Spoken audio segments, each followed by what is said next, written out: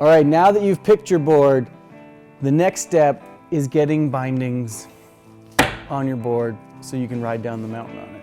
And what you're going to want to do is you're going to want to pick a good set, something that fits your same foot size as your snowboard. You know, your medium, large would be the basics. So I'm going to pick a nice union binding here. And I am going to place these on the board, make sure it looks good. You know, it's colors match, yep. Got some black on black, black on red, perfect. And generally, when you're picking your stance width, you're gonna go from your kneecap to your foot. So for me, I run a stance of about 20-21 inches. There's so many variations on where you put your bindings and how you do it, but the most important thing is to kind of keep it as centered as possible, but always leave a little bit more nose than tail. And generally that's just because you're always going to be going one direction more. The best way to get the stance right off the bat and not make a big mistake like putting your bindings backwards, which can be quite embarrassing on the hill, is to go to your local shop and have them kind of explain the systems for you, the different ratchets and all that, just so you know that you're not gonna show up on the hill and everybody's like, that's a beginner, right? So go to your local store, they'll help you understand the product and place it in the right area.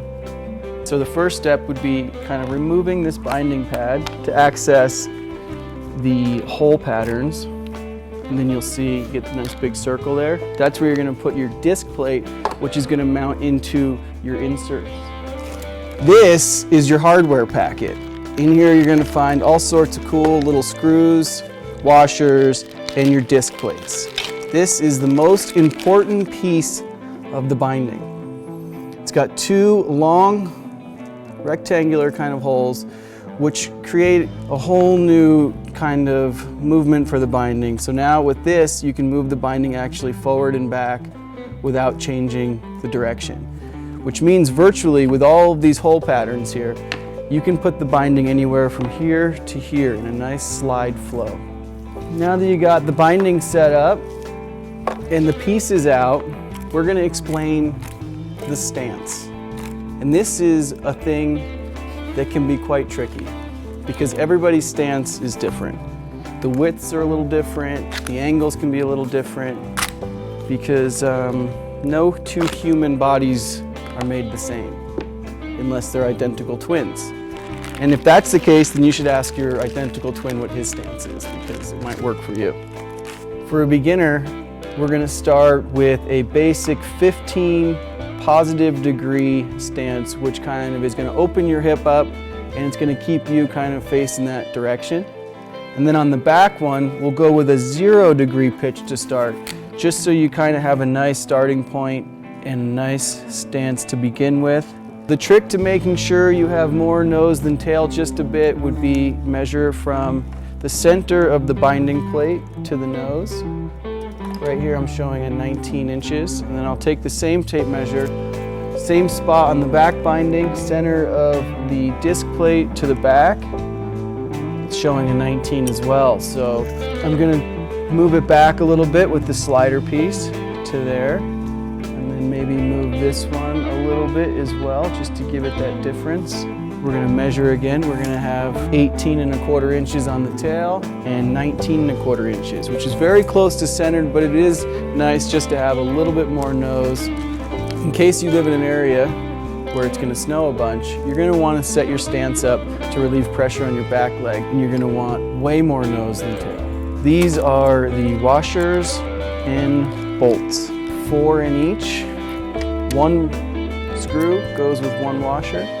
You're going to want to get your bolts generally as tight as possible. The trick is, don't tighten the first one down as hard as it goes. Just kind of give it a few cranks in there. So you can kind of move it around. You can still move your binding. We'll put another one in the back. We can take the tape measure again and make sure we're still at that right stance we want. Base plate to base plate, and it's looking a little big, so I'm going to bring it in a bit here, bring it in a little bit here. So now that you got the stance set, you're going to want to crank down the screw a little bit more just so it doesn't move, and then kind of go diagonal with your screws here. And then back to that first original screw just to get the final tight down. Once you got all the screws in, Nice and tight. Then you're gonna take your binding pad that comes with the binding. You're gonna put that over there once you know you got it all tight. 2 or 3 little options, depending on how big your foot is, for this pad to kind of carry your toes out. So we'll start right in the middle just to make sure we got it right. See, now we've got all screws in place. We got a nice beginner stance, positive 15, 0 degrees in the back. Next step is going to be getting all the right gear, standing on it, kind of flexing it a little bit, maybe putting this thing on carpet, strapping in, kind of bouncing from side to side, you know, making sure everything's in place, and you're ready to go.